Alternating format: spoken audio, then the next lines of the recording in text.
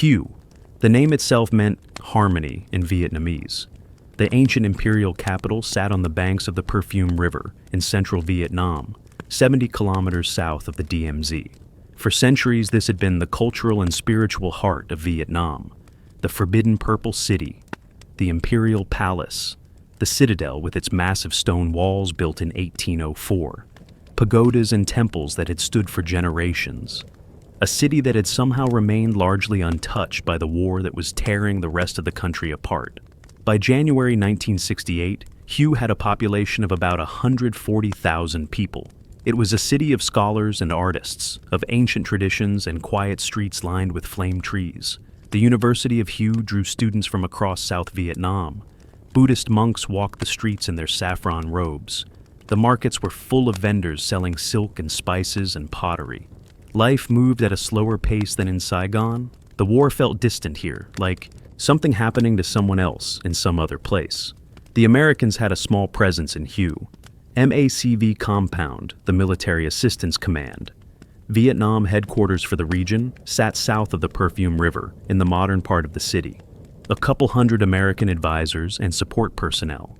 Nothing like the massive bases at Da Nang or Phu Bai.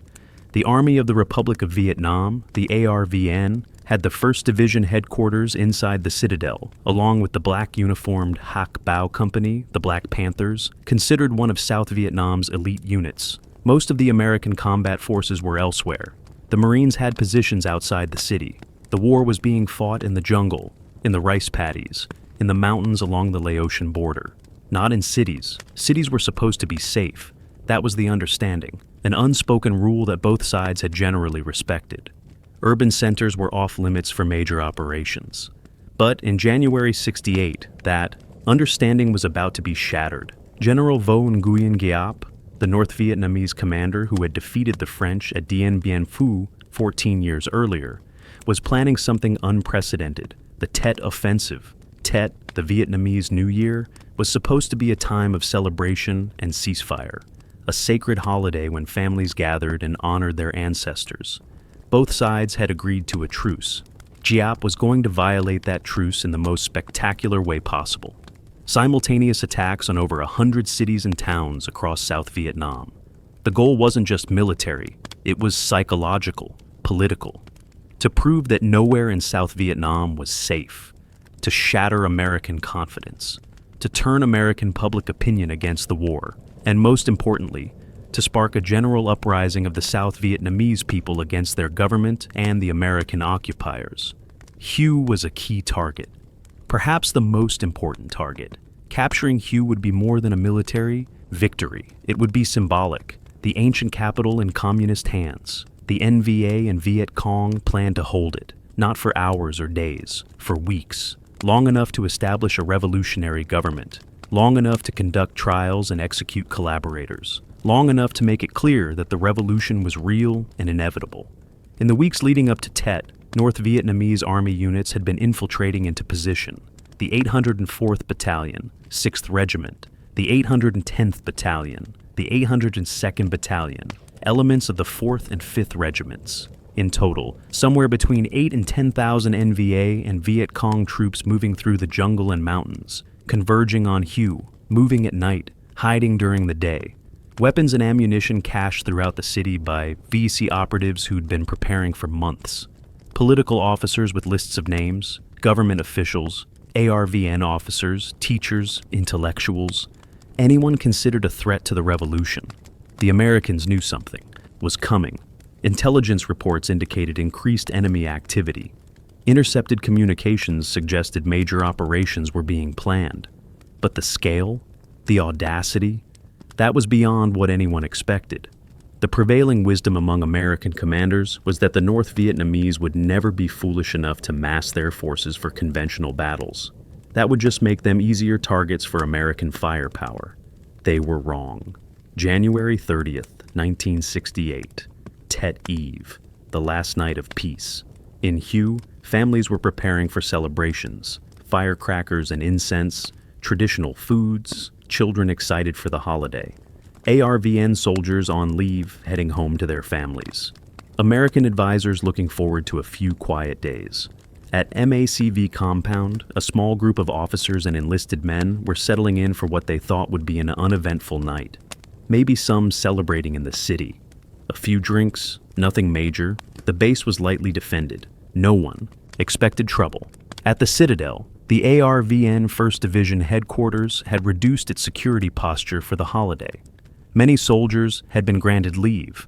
The massive fortress, with its walls 10 meters high and 20 meters thick in places, seemed impregnable anyway. It had withstood attacks for over 150 years. The Citadel had been built to last forever. North of the city, in the mountains, and along the approaches from the north and west, thousands of NVA troops were conducting final preparations.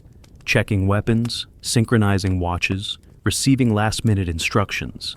They'd been training for this for months, rehearsing the assault, memorizing the layout of the city. Each unit had specific objectives: the Citadel, the MACV compound, the Taylock airfield, the prison, government buildings, radio stations, the Imperial Palace itself. 0230 hours, January 31st.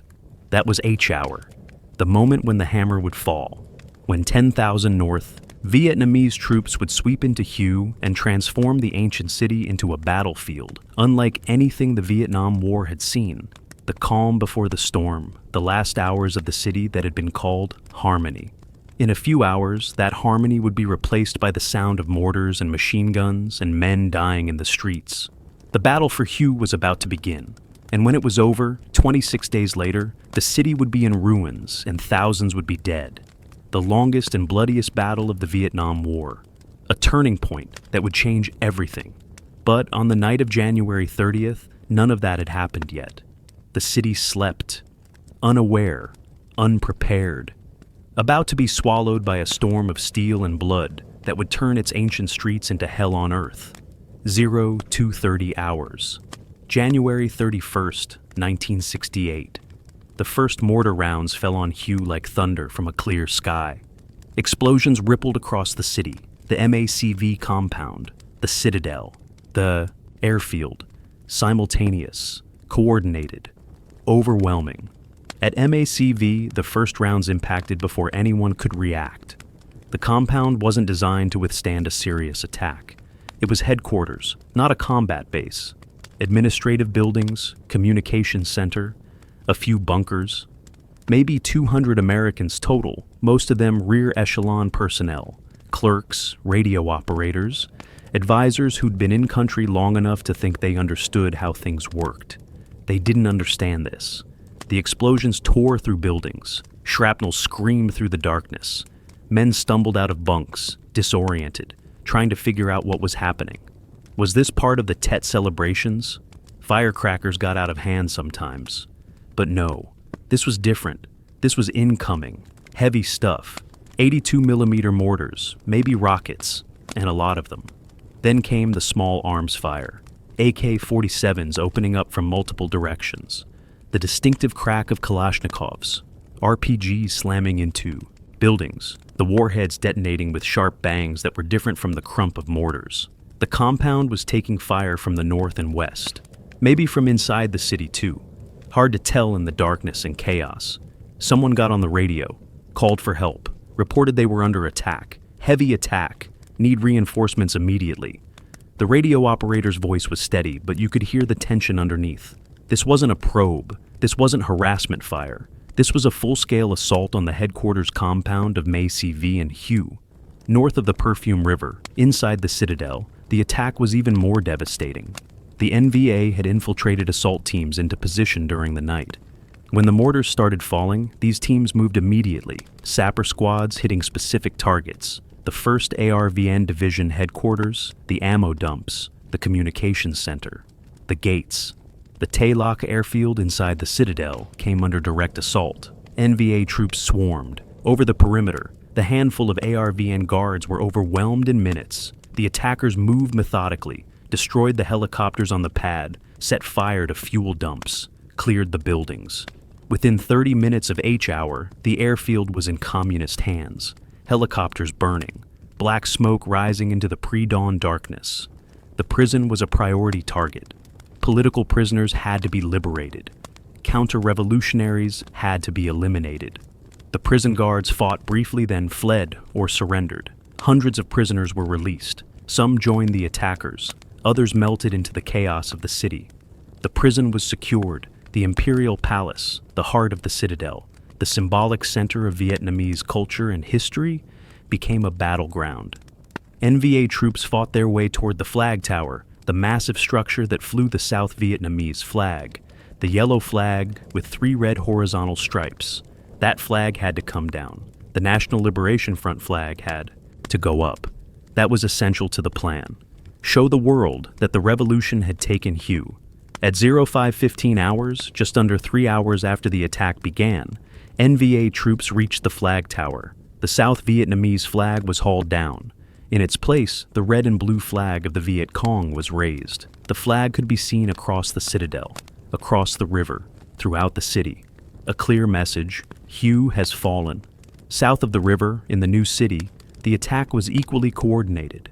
NVA and VC forces attacked from multiple directions: the Phu Cam Cathedral, the provincial capitol building, the radio station, police stations, anywhere that represented government authority or control. Civilian neighborhoods were swept by assault teams, men with lists going house to house, knocking on doors, demanding that residents come out. Government officials were identified and taken away. ARVN officers living in the city, civil servants, teachers who'd worked with the Americans. South, Vietnamese who'd held any position of authority or collaboration. Some were shot on the spot. Summary executions in front of their families. Others were taken prisoner, zip-tied, marched to assembly points. They'd be dealt with later. Trials, people's courts, revolutionary justice. Mass graves were being prepared even as the battle raged. The speed and violence of the assault stunned everyone. The Americans had been caught completely off guard. The ARVN 1st Division, supposedly one of the best units in the South Vietnamese Army, had been shattered in the initial attack. The division commander, Brigadier General Ngo Quang Truong, one of South Vietnam's most capable officers, managed to rally elements of his force inside the citadel, but huge sections of the fortress were now in enemy hands. At MACV compound, the defenders were holding on by their fingernails. The initial mortar barrage had done serious damage. Communications were disrupted. Several buildings were on fire. Casualties were mounting, but the compound hadn't fallen. The perimeter was holding, barely. The Americans inside had organized a defense. Every man who could hold a rifle was on the line. Clerks, cooks, radio operators, firing at muzzle flashes in the darkness. The NVA forces attacking MACV were determined. They had been told to take the compound in the first wave, eliminate the American command structure in Hue. But the Americans were fighting harder than expected. The compound was surrounded, taking fire from 3 sides, but it wasn't breaking. Not yet. As dawn broke over Hue on the morning of January 31st, the situation was catastrophic. The NVA controlled most of the city north of the river. The entire citadel except for the ARVN 1st Division compound in the northeast corner. They controlled large sections of the city south of the river. They'd achieved complete tactical surprise. They'd taken their objectives. And they were digging in for what they expected would be a long occupation. At Phu Bai Combat Base, 8 kilometers south of Hue, the magnitude of the disaster was just becoming clear. Radio reports were fragmentary and confused. MACV under attack, Citadel fallen, NVA in the city. Estimates of enemy strength kept climbing. A battalion, a regiment, multiple regiments, nobody knew for sure. What was clear was that American and ARVN forces in Hue were in serious trouble. The Marines at Phu Bai started preparing a relief force. Alpha Company, 1st Battalion, 1st Marines. About 150 Marines. They'd roll into Hue, kick the NVA out of the MACV compound, and be back for lunch. That was the plan. Simple. Direct. The Marines would handle it. They had no idea what they were about to drive into. No idea that the Battle of Hue would become the longest and bloodiest urban battle American forces had fought since World War II. That it would take 26 days of house-to-house fighting to retake the city. That Hue would become a meat grinder that would consume Marines and soldiers and ARVN troops by the hundreds. The attack had begun. The city had fallen. And now, the real battle was about to start. The battle to take it back. Block by block, street by street, house by house. A battle that would be fought at ranges measured in meters, where supporting arms and air power would be almost useless, where the advantage would go to whoever could survive the grinding, brutal, terrifying reality of urban combat. The battle for Hugh had begun, and it was going to be hell. The Citadel was a fortress within a city.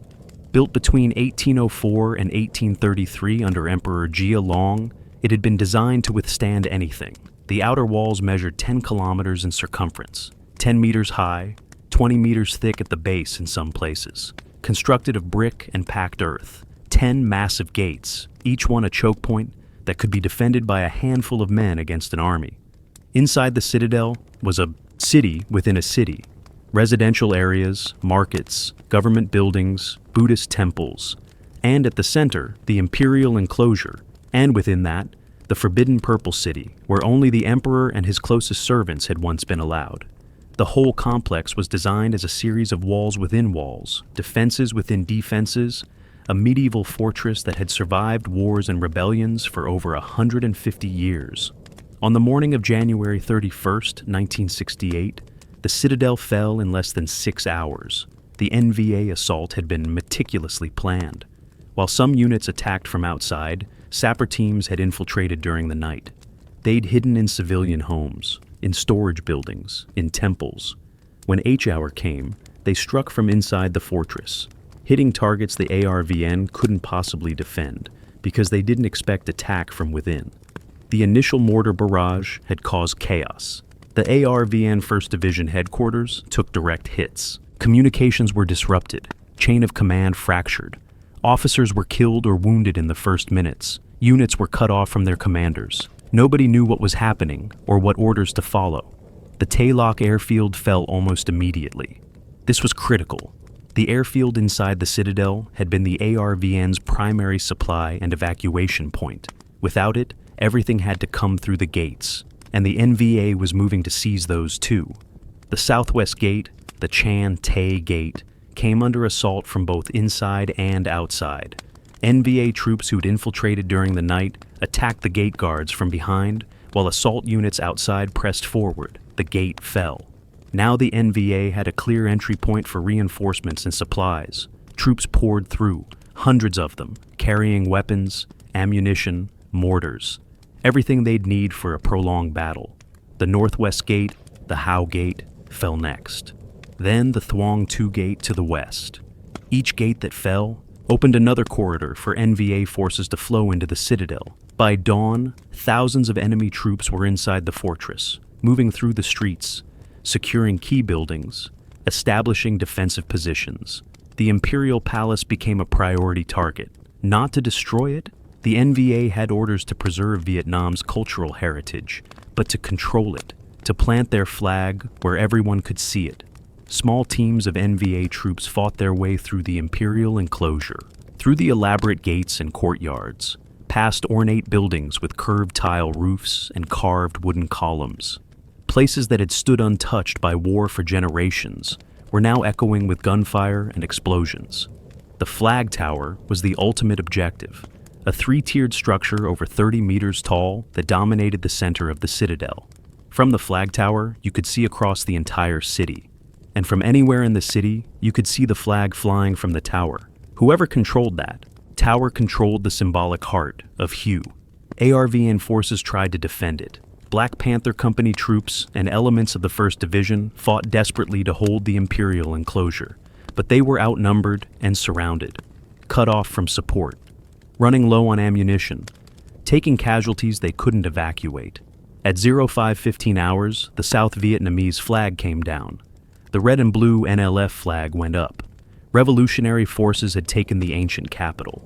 Brigadier General Ngo Quang Truong, commander of the ARVN 1st Division, was in a desperate situation.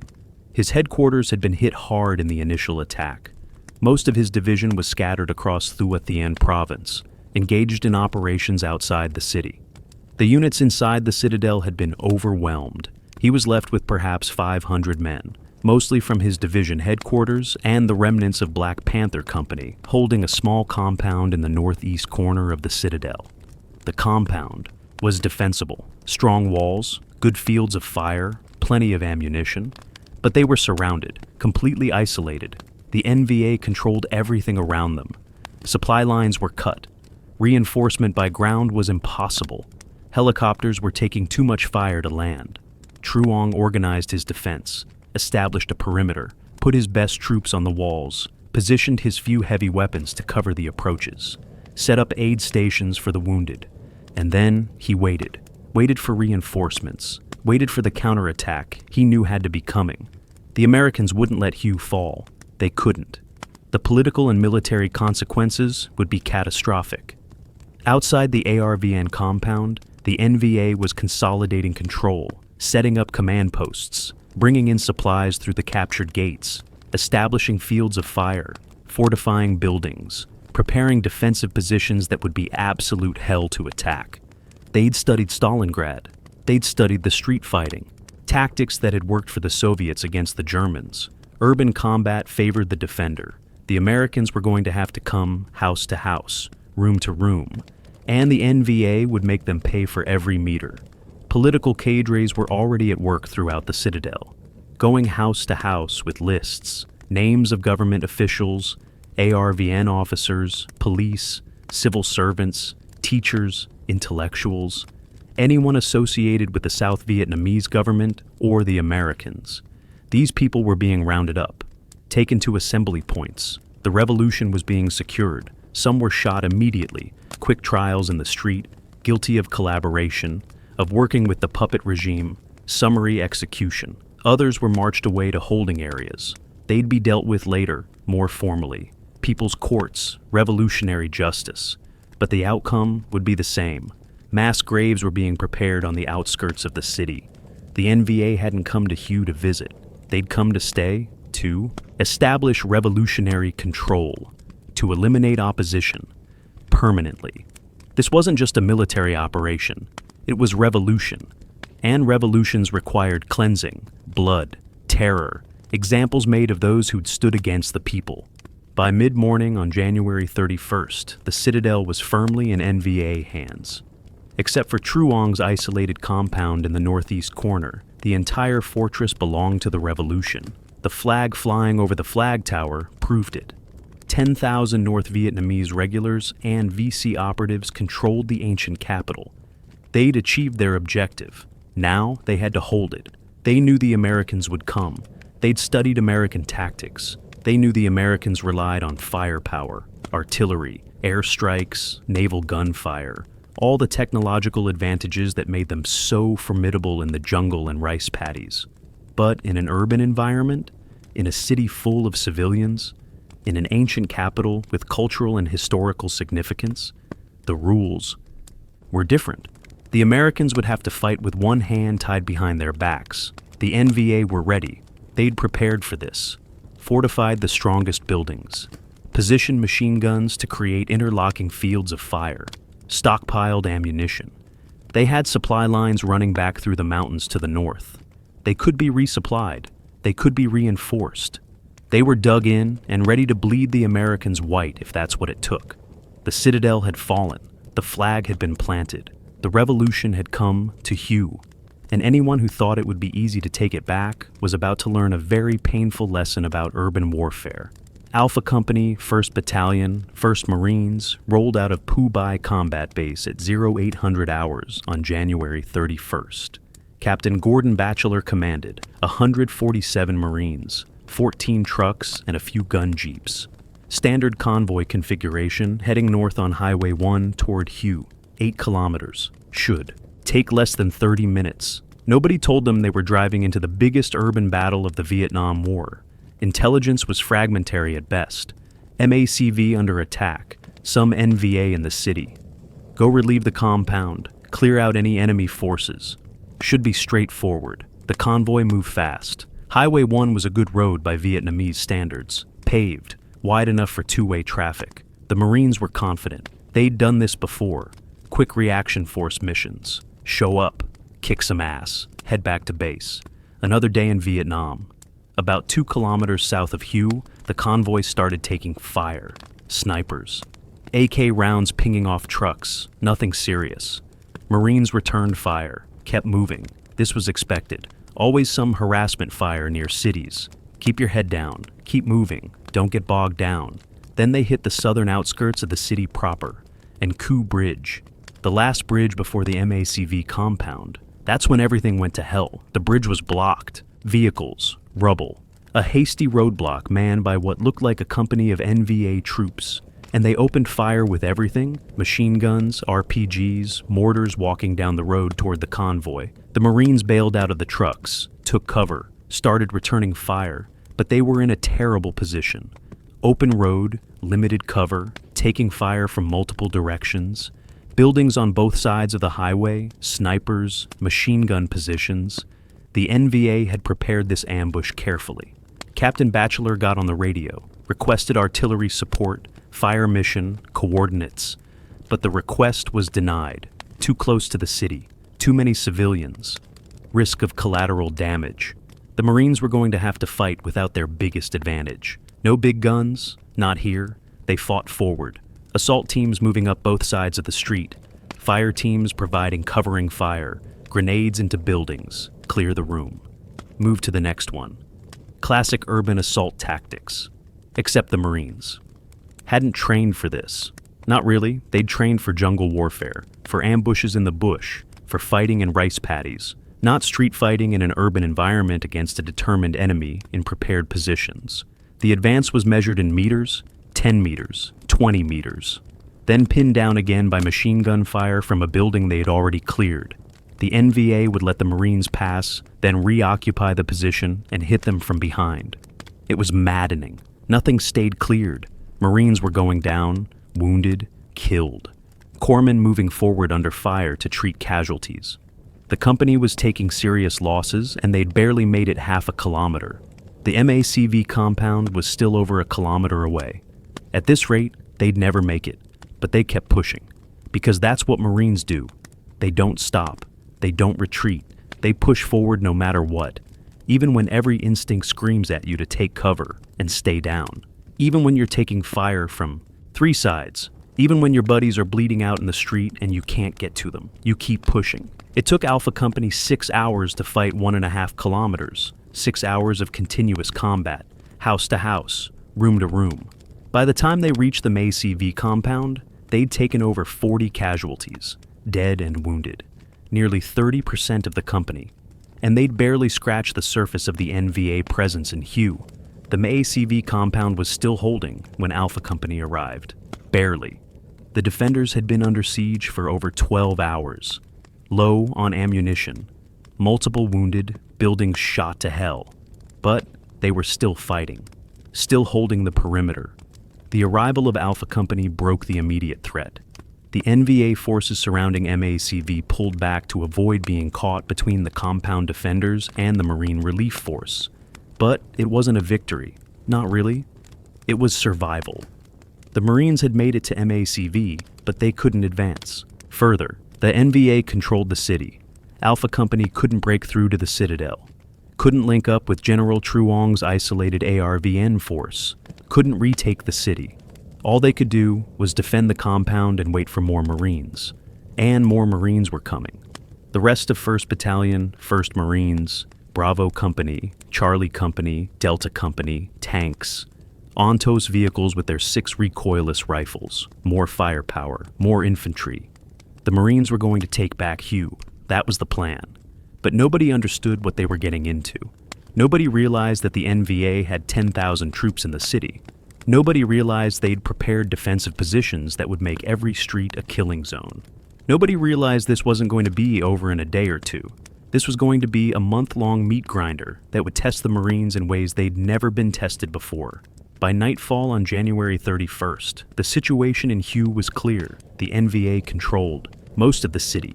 They controlled the entire Citadel except for one ARVN compound. They were dug in and ready to fight. The Americans had one company inside the MACV compound, beaten up and low on ammunition. Reinforcements were coming, but they'd have to fight their way in, just like Alpha Company had. The Battle of Hue wasn't going to be quick. It wasn't going to be clean. It was going to be brutal, medieval house-to-house fighting at bayonet range. It was going to be Fallujah before Fallujah existed, Stalingrad in Southeast Asia, a battle that would define urban combat for the next 50 years. The Marines had gotten their first taste of what was coming, and it tasted like blood and cordite and the bitter realization that this wasn't like anything they'd trained for. This was something new, something terrible, and it was just beginning. The Marines called it the Grinder, the relentless, grinding street-by-street battle to retake Hue south of the Perfume River. Every block was a battlefield, every building a fortress, every window a potential firing position. Urban warfare at its most brutal. By February 2nd, 3 days into the battle, the Marines had 4 companies in the city south of the river: Alpha, Bravo, Charlie, and Delta. 1st Battalion, 1st Marines, plus a company from 1st Battalion, 5th Marines. Roughly 600 Marines total, supported by tanks and Ontos vehicles, against an estimated 2,500 NVA troops who'd had 3 days to fortify their positions. The fight was nothing like jungle warfare. In the bush, you could call in artillery when you made contact. You could call in airstrikes, napalm, 500-pound bombs, level the grid square, and move on. In Hue, you couldn't do that. Couldn't level the city. Too many civilians still trapped in their homes. Too much cultural and historical significance. The rules of engagement were restrictive, very restrictive. The Marines had to fight with small arms and grenades, M16s, M60 machine guns, law rockets for bunkers, tanks when they could get them into position. But mostly it was rifle against rifle, man against man, at ranges so close you could see the enemy's face before you killed him. The NVA defensive tactics were brilliant and brutal. They'd fortify a building, turn it into a strong point. Machine guns positioned to cover the approaches, snipers on upper floors, mines and booby traps at the entrances. When the Marines assaulted, the NVA would fight for a while, inflict casualties, then withdraw through prepared escape routes, move to the next building, set up again, make the Marines pay for every meter. The Marines developed their own tactics, but it was a learning process, and the learning was paid for in blood. You couldn't just charge a building, that got you killed. You had to suppress it first, pour fire into every window, every door, every possible fighting position. M60 machine guns hosing down the facade, rifles on full auto. Law, rockets punching holes in the walls. Then you moved, fire team rushes. One team provides covering fire while another team moves. 10 meters, 20 meters, get to cover, switch. The other team moves while you cover, leapfrogging forward under fire. Every movement exposed, every movement a gamble that the NVA gunner wouldn't track you, wouldn't lead you just right, wouldn't squeeze the trigger at exactly the right moment. Reaching the building was just the beginning. Now you had to clear it, and clearing a fortified building was the most dangerous thing a Marine could do. You couldn't just walk through the front door. That was suicide. The NVA would have that covered. Machine gun positioned to fire straight down the hallway. Grenades wired as booby traps. Maybe a claymore mine rigged to blow when you opened the door. You had to blow a hole in the wall, use a law rocket or a satchel charge to create a new entrance, breach through where the enemy wasn't expecting, then throw grenades. Fragmentation grenades first, then smoke, then you went in. Fast, weapon up, finger on the trigger, scanning for targets, ready to shoot anything that moved. Ground floor first. Clear every room, check every corner, behind every door, under every bed. The NVA were masters at concealment. They'd hide in impossible places. Wait until you passed, then shoot you in the back. You couldn't trust anything. A pile of rubble might hide a spider hole. A seemingly empty room might have an enemy soldier concealed in the ceiling or under the floorboards. If the building had multiple floors, the nightmare continued. Stairways were death traps. Perfect kill zones. The NVA would cover them from above. You had to clear them with grenades, chuck a couple up the stairs, wait for the detonation, then rush up, fast, before the enemy could recover or reposition. If there was a second floor, you repeated the process. Every floor, every room, until the building was clear. Except it wasn't really clear, because in urban combat, nothing ever stayed cleared. The NVA would infiltrate back through tunnels or covered routes, reoccupy buildings the Marines had already fought through. The Marines would take a building at dawn, lose 3 men doing it, and by dusk, they'd be taking fire from the same building. It was maddening, exhausting, demoralizing. The weather didn't help. Early February in Hue meant cold rain, gray skies, temperatures in the 50s. The Marines were soaked, miserable. Their uniforms never dried. Trench foot became a serious problem. Guys who'd survived firefights were being medically evacuated because their feet were rotting. Resupply was a nightmare. Every convoy into the city got shot to hell. Bringing up ammunition and food and water meant running the gauntlet of NVA fire. Medevac was even worse. The wounded had to be carried back through contested streets under fire. Helicopters couldn't land. Too much fire. The casualties piled up at MACV compound waiting for evacuation. The Marines were taking unsustainable losses. 10% casualties by February 5th. 20% by February 10th. Entire platoons reduced to squad strength. Company commanders leading companies that were barely bigger than platoons. But they kept fighting, kept pushing, block by block, house by house. Tank support helped when it was available. An M48 tank could take incredible punishment. Machine gun fire bounced off. RPGs usually didn't penetrate. The 90mm main gun could blow through walls, demolish strong points. But tanks were vulnerable in cities. RPG teams would wait until the tank was committed in a narrow street, then hit it from the side or rear where the armor was thinner. Several tanks were knocked out, crews killed or badly burned. The Ontos vehicles, with their 6 M40 recoilless rifles, were devastating against fortified positions. Each rifle fired a 106mm shell that could penetrate concrete and brick. But they were lightly armored, essentially trucks with guns mounted on them. Small arms fire could punch through. They had to be protected by infantry. The Marines adapted. They learned the hard way. They developed SOP for urban combat. Never advance alone. Always have covering fire. Use grenades liberally. Check every room twice. Watch for booby traps. Trust nothing. Question everything. And above all, keep your head down because there were snipers everywhere. NVA snipers were a constant threat. They'd set up in the upper floors of buildings, wait for targets, take careful shots. One Marine down, then disappear before anyone could locate them. Move to a different position. Set up again. Wait. They were patient. Professional. They'd been trained by the Soviets and they were good. Real good.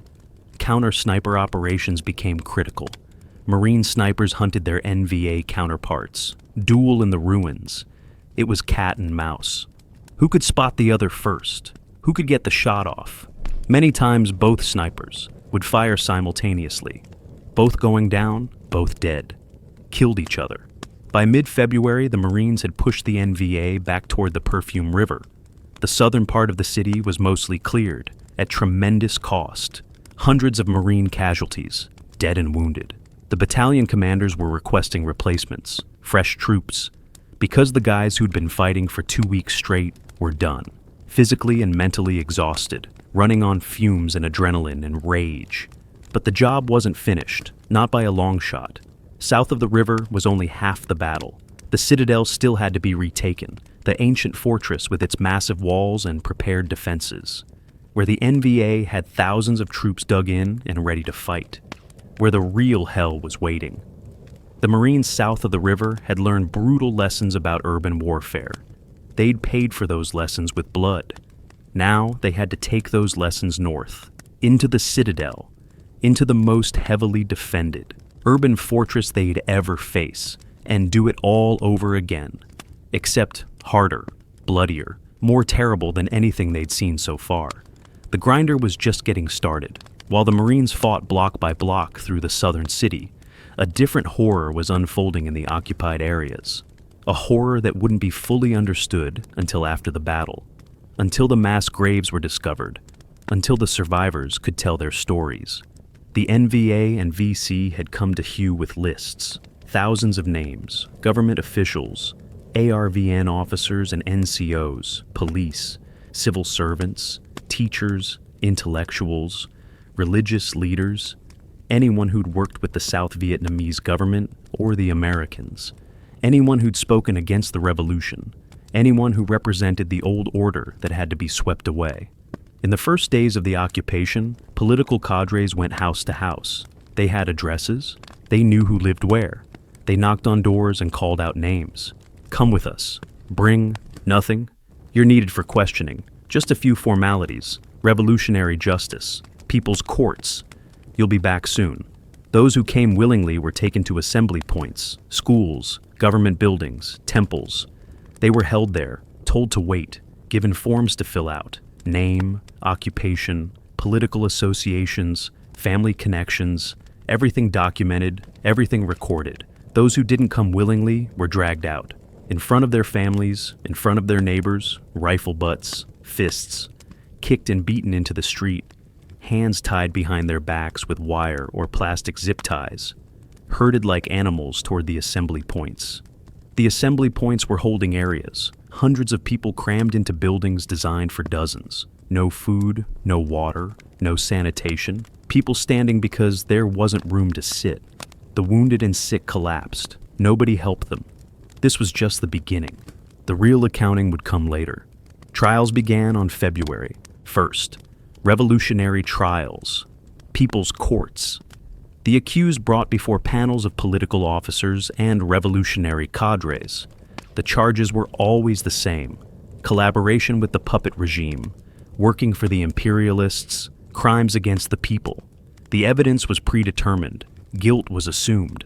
The verdict was known before the trial began. Some were shot immediately after their trials, taken outside, made to kneel, a bullet to the back of the head. Their bodies left where they fell as examples to others, as warnings to anyone who thought about resisting. This is what happens to enemies of the revolution. Others were marched away, to the outskirts of the city, to areas where the NVA had prepared killing grounds, sandy fields, ravines, forest clearings, places where you could kill hundreds of people efficiently, where the screams wouldn't reach the city. They were forced to dig their own graves, long trenches, mass graves. Then they were made to kneel at the edge, hands tied behind their backs, sometimes blindfolded, sometimes not. Sometimes they were shot. Sometimes they were clubbed to death with rifle butts or shovels. Bullets were expensive. Better to save them for the fighting. Blunt force trauma worked just as well for executions. The bodies fell into the trenches, some dead, some dying, some wounded but conscious. Then dirt was shoveled over them, buried alive, suffocating under the weight of soil and the bodies of others. It took time to die, minutes, in the darkness, unable to move, unable to breathe, unable to scream. Catholics were specifically targeted. Hue had a large Catholic population. Catholics had generally supported the South Vietnamese government. Many Catholics had fled North Vietnam after partition in 1954. They were considered enemies of the revolution, unredeemable. The Phu Cam Cathedral, one of Hue's largest churches, became a collection point for Catholic prisoners. Priests, nuns, lay leaders, families. They were held in the cathedral for days, then marched out in groups. 300 people from Phu Cam Cathedral never returned. Their bodies were found later in mass graves near the citadel. The massacres weren't random. They weren't the result of chaos or breakdown in discipline. They were systematic, organized, intentional. The political cadres had orders: eliminate opposition, cleanse the city of counter-revolutionaries, establish absolute control through terror. This was revolution, and revolution required blood. Foreign civilians were targets too. Westerners living in Hue, missionaries, aid workers, teachers. The NVA particularly wanted Americans and Europeans. They were taken to secure locations, held. Some were executed, others disappeared, their fate unknown. 4 German medical volunteers were captured, 2 doctors, 2 nurses. They were treating civilian casualties. The NVA took them. Their bodies were found later with the other victims. Beaten, shot, buried in a mass. Grave. Some Vietnamese hid their intended victims. Buddhist monks sheltered people in temples. Ordinary citizens hid neighbors in attics and cellars, risked their own lives to save others. But the risk was enormous. If the NVA found you harboring enemies of the revolution, you'd be executed along with those you'd hidden. The massacres continued throughout the NVA occupation. Every day brought new victims. The lists were long, thousands of names. The political cadres worked methodically, checking off names, confirming executions, reporting to their superiors. Revolutionary quotas met and exceeded. By the time the battle ended in early March, estimates of the civilian dead ranged from 3,000 to 5,000 people. The true number will never be known. Some bodies were never found. Some victims vanished completely, taken away and never seen again. No grave, no record, just gone. The mass graves were discovered after the city was retaken. Shallow graves in fields and forests. Around Hue, bodies stacked on top of each other, some with hands still tied, some with blindfolds, execution-style bullet wounds, blunt force trauma to the skull, men, women, children, old people, young people. The revolution had been thorough. The largest mass grave was found at Jiahui, a sandy area on the east side of the citadel, 377 bodies. Another gravesite at Dam K, 201 bodies. Puthu Salt Flats, 201 bodies. The graves kept being found, weeks after the battle, months after, years after. The Hue Massacre, as it became known, was one of the worst atrocities of the Vietnam War.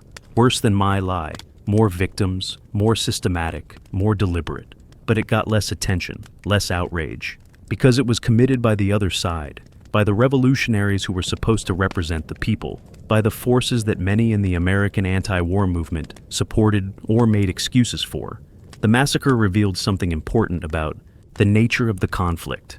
This wasn't just a war between armies, it was a war between ideologies, between systems, between visions of society, and those who lost, those who were on the wrong side when the revolutionaries came, paid with their lives. The victims of the Hue Massacre never got justice. The perpetrators were never prosecuted, never held accountable. The massacre was documented. The graves were photographed. The victims were identified. But there were no trials, no punishments. Just another footnote in the long history of atrocity that marked the Vietnam War. For the Marines fighting to retake Hue, the massacre hardened attitudes. When they discovered the mass graves, when they saw what the NVA had done to civilians, any restraint vanished. Any sympathy evaporated. The enemy wasn't just another army fighting for their country. They were murderers, butchers, and they deserved no mercy. The fighting would get even more brutal, even more unforgiving, because now it was personal. February 11th, the 1st Battalion, 5th Marines crossed the Perfume River on Navy landing craft and assault boats. Destination, the Citadel.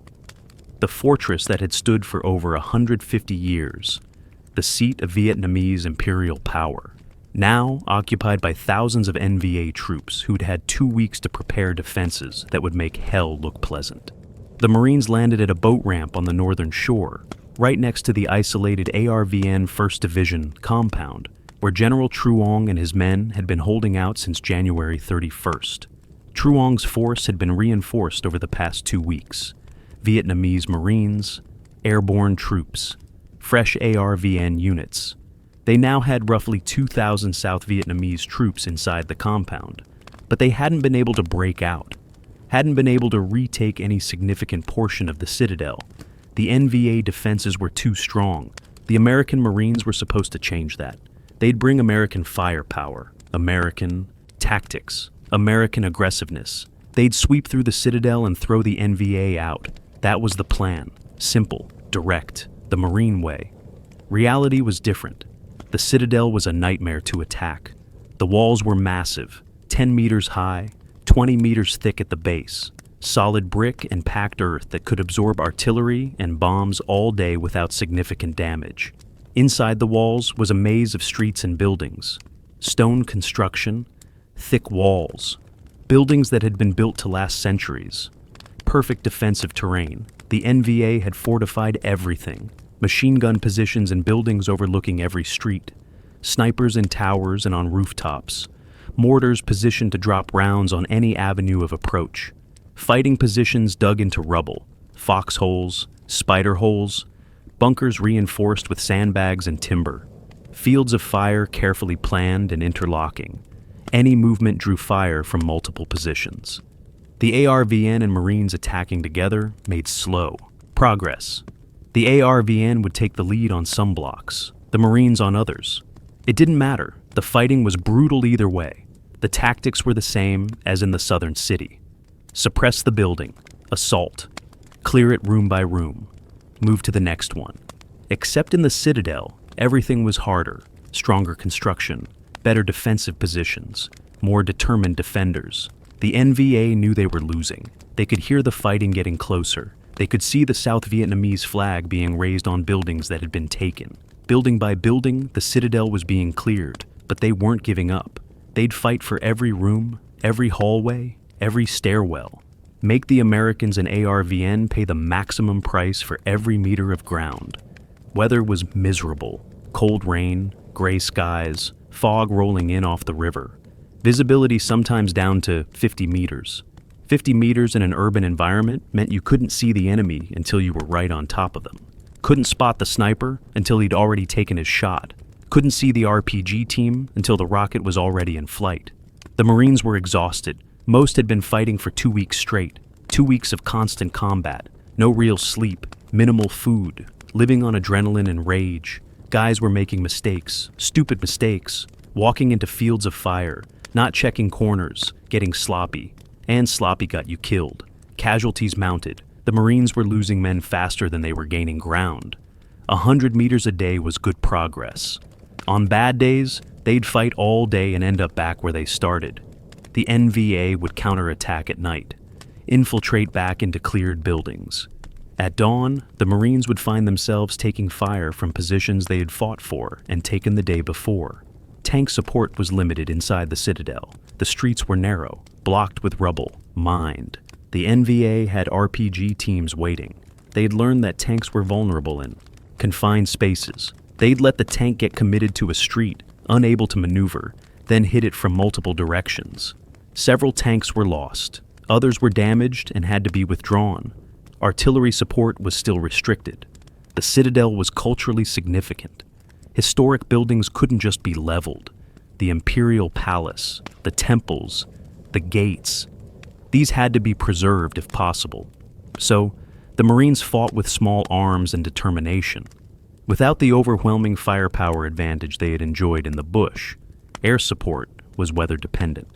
When the fog lifted and the rain stopped, Navy and Air Force jets would make runs, drop bombs on identified NVA positions. But close air support in an urban environment was dangerous. Risk of friendly fire, risk of hitting civilians who were still trapped in the Citadel, risk of destroying irreplaceable cultural sites. The airstrikes helped, but they weren't decisive. The ground troops still had to go in and clear the rubble. The Imperial Palace complex was particularly difficult. The NVA had strong positions inside the Imperial enclosure.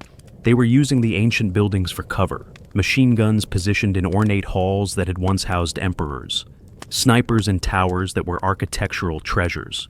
The Marines couldn't just blow everything up. They had to clear it carefully, room by room, courtyard by courtyard, minimizing damage where possible.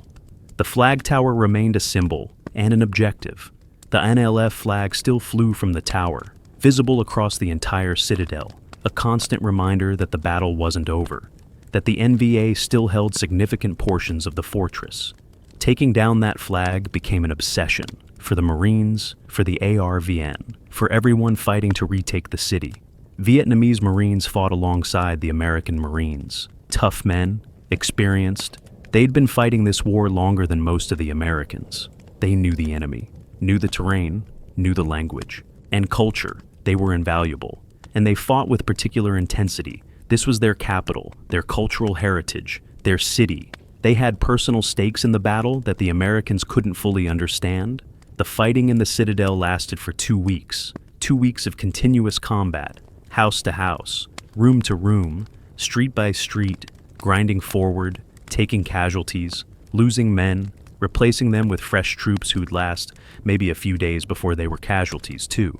The replacement rate couldn't keep up with the losses.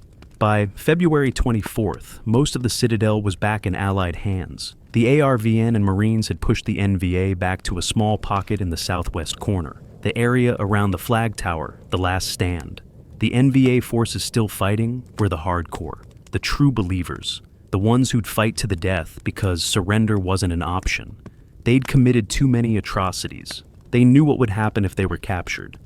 The final assault began on February 24th, Vietnamese and American forces attacking from multiple directions, converging on the Imperial Palace, on the flag tower, heavy fighting.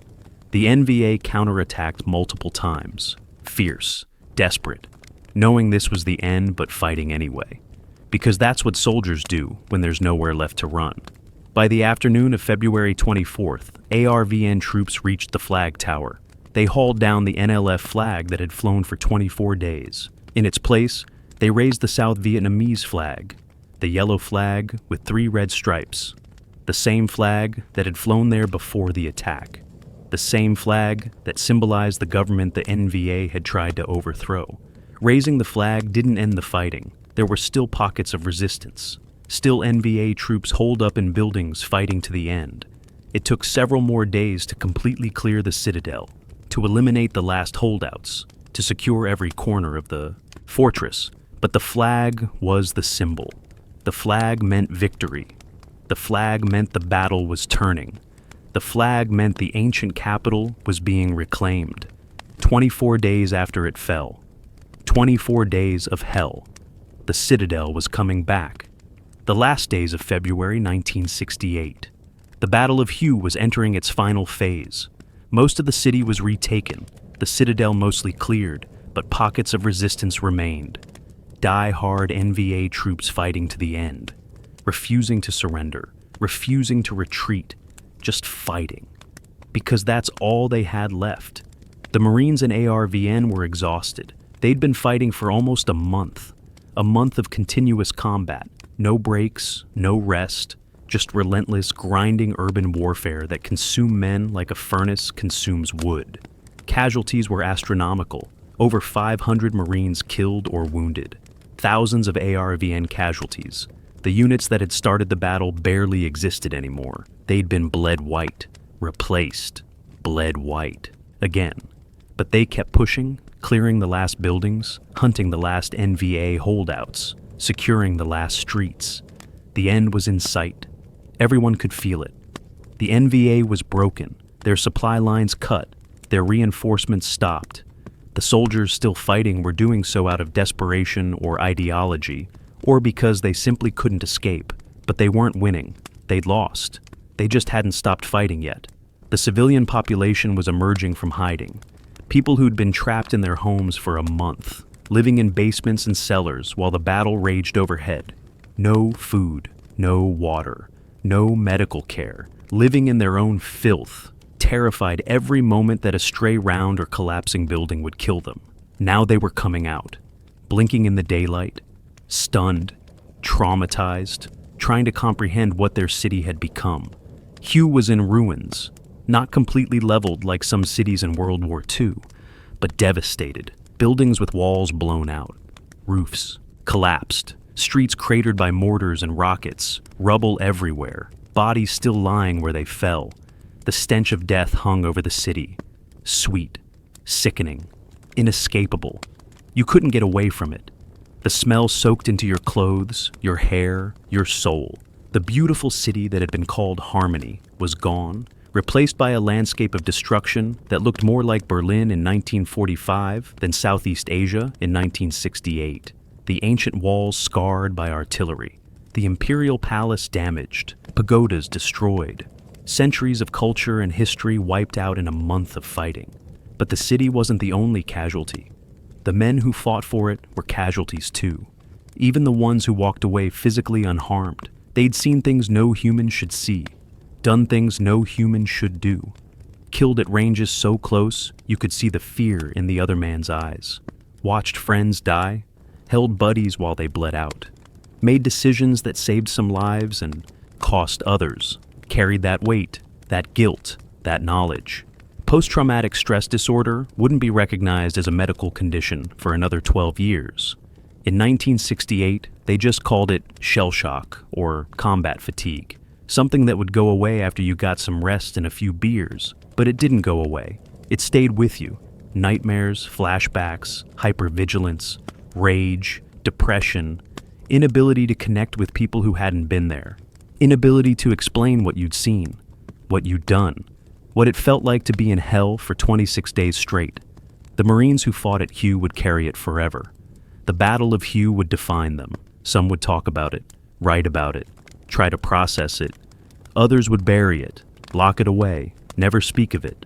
Both approaches had their costs, but there was no escaping what they had experienced, no moving past it, just learning to live with it. By March 2nd, 1968, the last organized NVA, resistance in Hue had been eliminated. There were still snipers, still booby traps, still small groups hiding in rubble or tunnels. But the battle was over. The city was secured. The flags flying over the citadel and the government buildings were South Vietnamese flags. The revolution had been defeated. The cost was staggering. American casualties, 216 Marines killed, 1,364 wounded. ARVN casualties, estimated at 452, killed and over 2,000 wounded.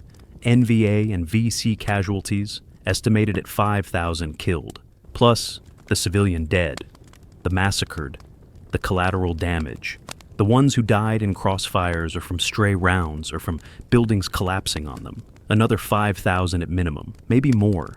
The true civilian death toll would never be accurately known. The city itself had paid a terrible price. 80% of the buildings in the citadel were damaged or destroyed. The southern city wasn't much. Better, 100,000 people displaced, made homeless. The economy destroyed, the infrastructure wrecked.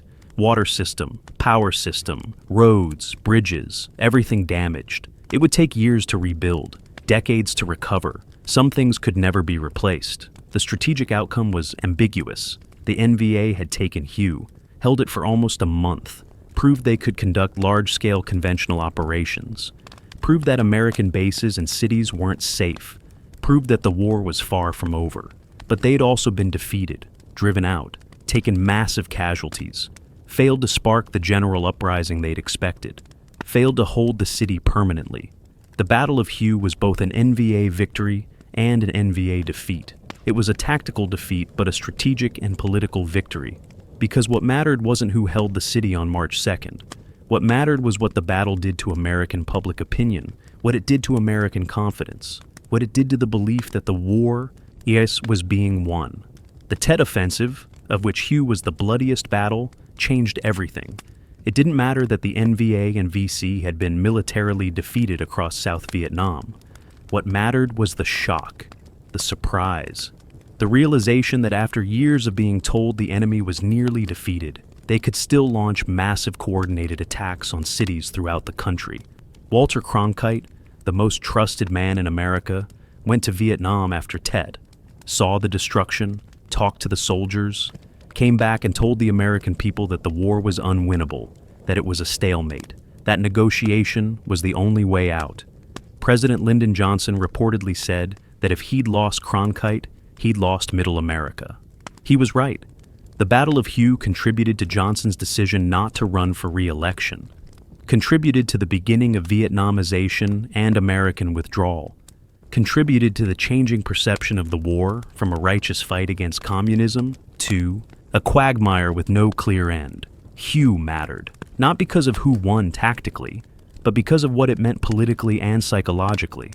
For the Marines who fought there, the strategic and political implications didn't matter much. They'd done their job, taken the city back at terrible cost, lost friends, lost innocence, lost the belief that they were invincible, but they'd accomplished the mission. The city was retaken, the enemy defeated. That's what Marines did. They fought, they won. The rest was for politicians and historians to sort out. The battle was over, the killing was done. Now came the cleanup, the body recovery, the rebuilding, the grieving, the long, slow process of trying to move on from what had happened in those 26 days in hell. March 1968. Hue in the aftermath. The guns were silent, the battle was over, but the work was just beginning. The bodies had to be collected. American, ARVN, NVA, civilian, thousands of bodies scattered throughout the city, in buildings, in streets, in rubble. Some had been there for weeks, decomposing in the tropical heat, bloated, rotting, unrecognizable.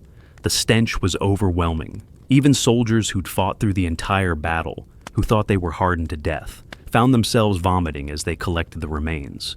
Marines and ARVN troops went house to house, building to building, looking for bodies, checking every room, every cellar, every pile of rubble, finding the dead where they'd fallen, carrying them out, stacking them for identification and burial. It took weeks. The recovery teams would find bodies for months.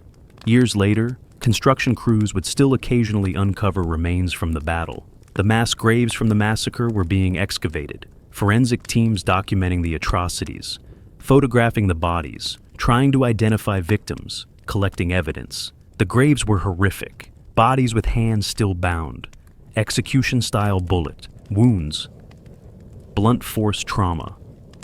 Some victims had been buried alive.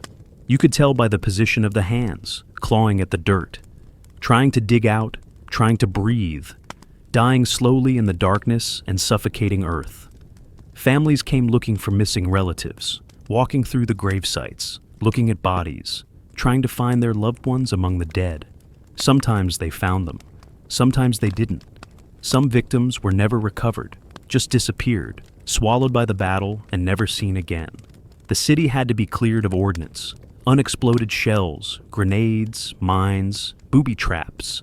The NVA had seeded the city with explosives, some set to detonate on contact, others rigged with delayed fuses. Buildings that looked safe would suddenly explode days after the fighting stopped. Engineers went through systematically, checking buildings, clearing explosives, marking dangerous areas. It was slow work, dangerous work. Several engineers were killed by booby traps and delayed action bombs. Reconstruction began immediately, but the damage was so extensive it would take years. Water system destroyed, power lines down, roads cratered, bridges damaged, the citadel walls scarred by artillery, buildings collapsed or structurally unsound. Where do you even start when an entire city has been devastated? The refugees started returning. 100,000 people had fled or been displaced.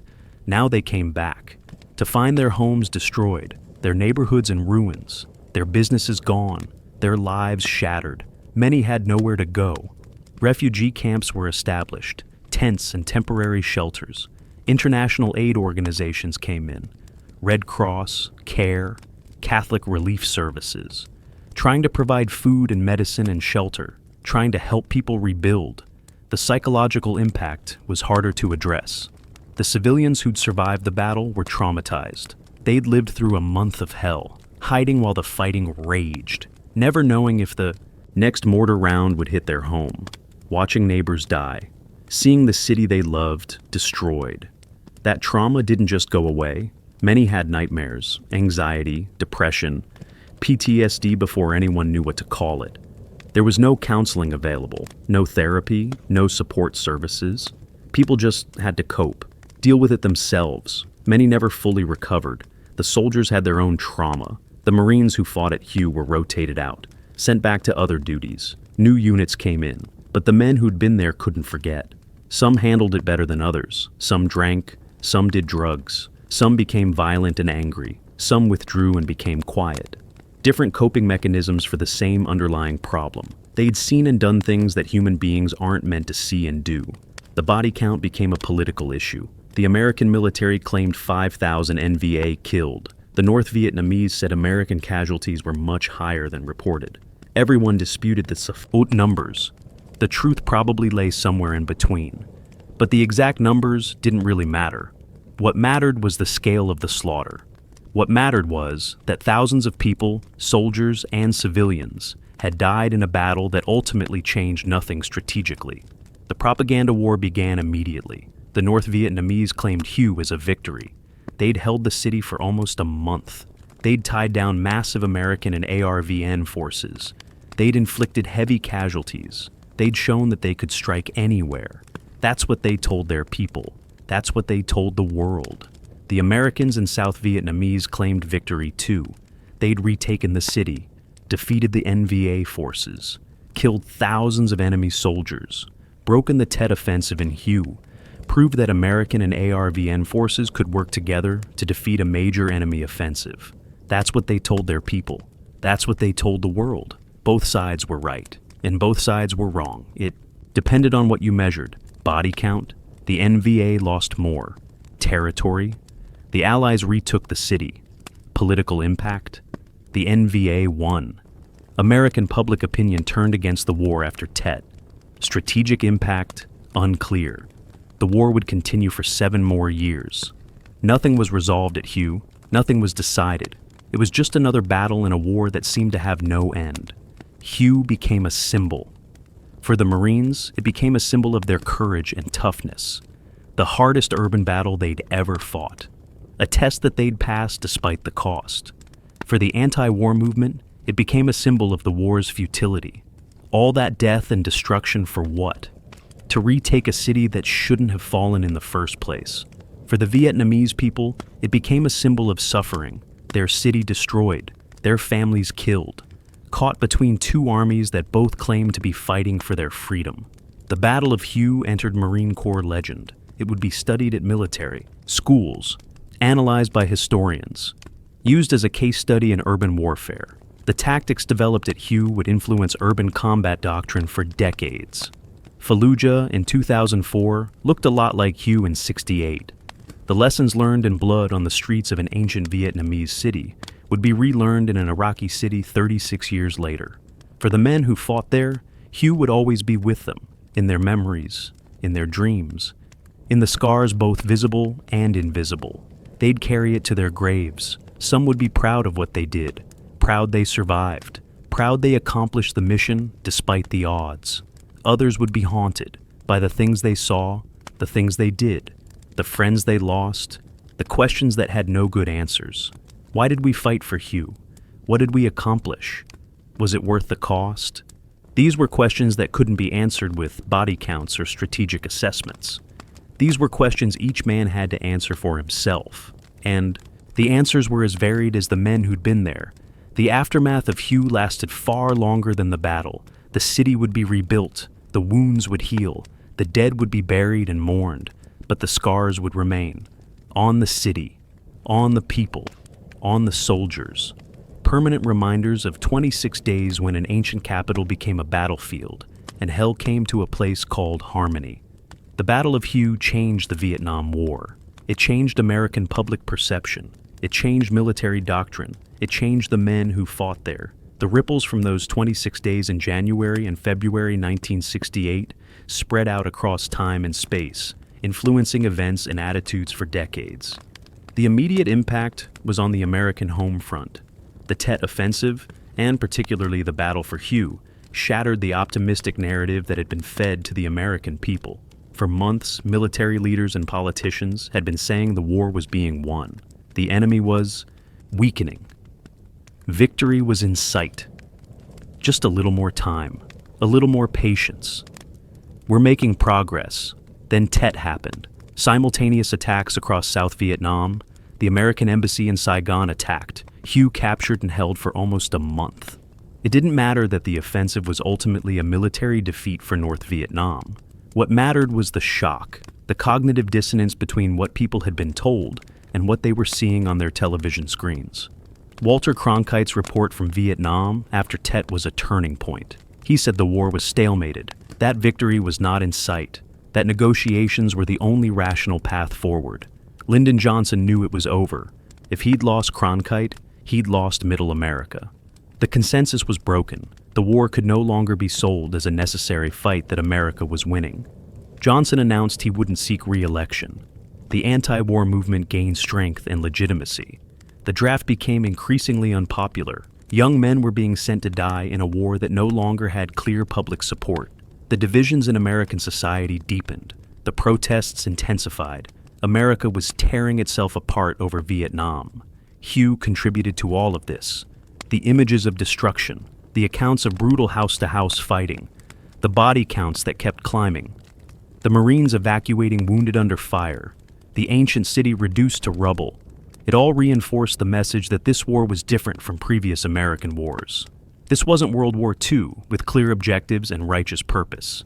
This was a quagmire, a meat grinder, a war that consumed everything fed into it and produced nothing but more death and destruction. The military learned lessons from Hue, lessons about urban warfare, lessons that would be incorporated into doctrine and training. The Marines hadn't been prepared for sustained urban combat. They'd trained for jungle warfare, for amphibious assaults, for conventional battles. Hugh showed them they needed to train for cities, for house-to-house fighting, for combat at ranges measured in meters rather than hundreds of meters. The tactics developed at Hugh became standard. How to clear a building, how to use supporting arms in urban terrain, how to minimize casualties while maximizing effectiveness. These tactics would be refined over the decades, used in Panama in '89, in Somalia in '93, in Iraq in 2004.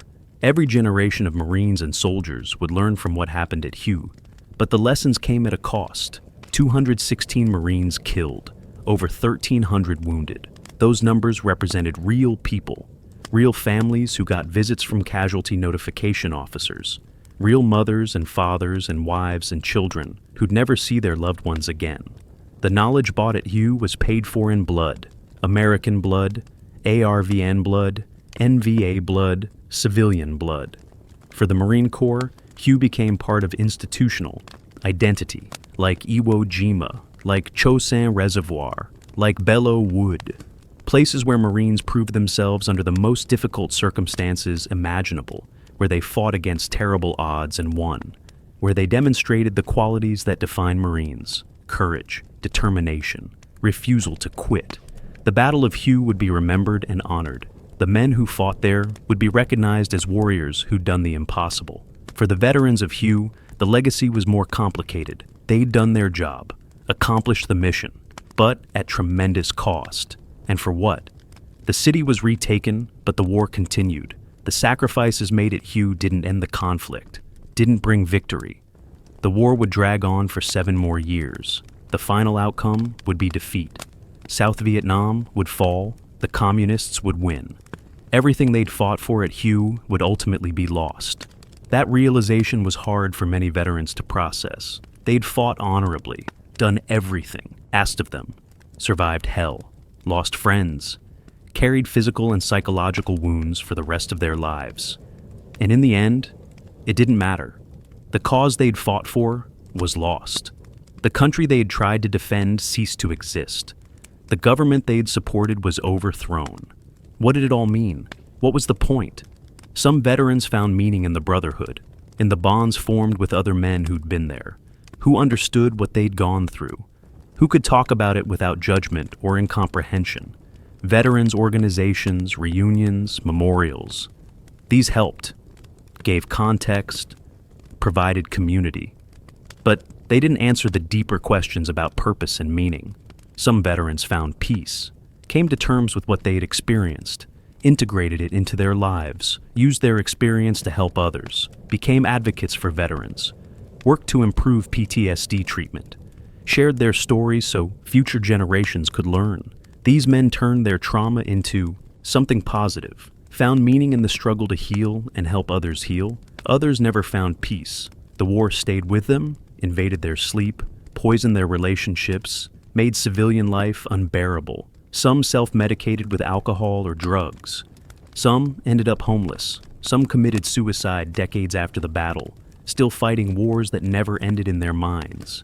The casualties of Hugh didn't stop in March '68. They continued for decades as veterans died from what the war had done to them psychologically. The Vietnamese people of Hugh had their own legacy to deal with. Their city had been destroyed, their families torn apart. Many had lost multiple relatives, some in the fighting, some in the massacre. The trauma ran deep. The city rebuilt physically over the years, but the psychological and emotional scars remained. Hugh had been special, a cultural center, a place of beauty and tradition. The battle had violated that, turned the sacred into a slaughterhouse. Some things can be rebuilt, others are lost forever. The massacre added another layer of horror to Hugh's legacy. The mass graves, the evidence of systematic execution, the revelation of what the NVA and VC had done to civilians they deemed enemies of the revolution. This complicated the narrative, made it harder for anyone to claim moral high ground. War crimes weren't committed by just one side. Atrocities happened, innocent people were murdered. The revolution showed its true face at Hugh, and it wasn't pretty. For American historians and military analysts, Hugh became a case study. How did it happen? Why weren't American forces prepared? What went wrong with intelligence? How did the NVA achieve such complete surprise? What lessons could be learned? Entire books and dissertations would be written about Hugh, analyzing every aspect of the battle, every decision, every tactical evolution, trying to understand and prevent similar failures in the future. The Battle of Hugh proved that urban warfare is uniquely difficult, that technological superiority and firepower advantages can be negated by terrain and tactics, that determined defenders with good positions can exact terrible costs from attackers, that civilians become victims regardless of which side wins, that cities are different from any other battlefield and require different approaches. These lessons would have to be relearned in Grozny in the 90s when Russians fought Chechens in a city, in Mogadishu when American Rangers and Delta operators fought Somali militias, in Fallujah when Marines cleared the city block by block. Each generation of soldiers thought they'd figured out urban warfare. Each generation learned that they hadn't. Hugh's lessons remained relevant because the fundamental nature of urban combat hadn't changed. Thus remains controversial. Debates continue about what the battle meant, whether it was a victory or defeat, whether the cost was worth it, whether different tactics could have produced better results with fewer casualties. These debates will probably never be resolved. History doesn't provide clear answers to questions about might-have-beens and alternative decisions. What's not debatable is the courage of the men who fought there. Marine, ARVN. They faced horrific conditions and kept fighting. They endured weeks of combat that would have broken most people. They did their duty even when the cost was terrible. They deserve recognition and respect, regardless of debates about strategy or politics or ultimate outcomes. The Battle of Hugh stands as a testament to human endurance, to the ability of soldiers to function under conditions that seem unbearable, to fight when exhausted and terrified and watching friends die, to keep going when everything screams at you to quit. That's the real legacy of Hugh, not the tactical lessons or strategic implications, but the human story of men pushed to their absolute limit and finding something inside themselves that allowed them to keep fighting. 26 days in hell. That's what the Marines called it. 26 days when the ancient city of Hugh became the epicenter of the Vietnam War. 26 days that changed perceptions and influenced events for decades afterward. 26 days that will never be forgotten by those who were there and by those who study what happened. The Battle of Hugh is over, the city rebuilt, the veterans aging and passing away, the historical moment receding into the past, but the legacy remains, in military doctrine, in historical memory, in the lives of those who survived and the families of those who didn't. Hugh will always be remembered, always studied, always honored, because it represents something fundamental about war and sacrifice and the price of urban combat, a price paid in full by those who fought in the streets of an ancient city when hell came to a place called Harmony.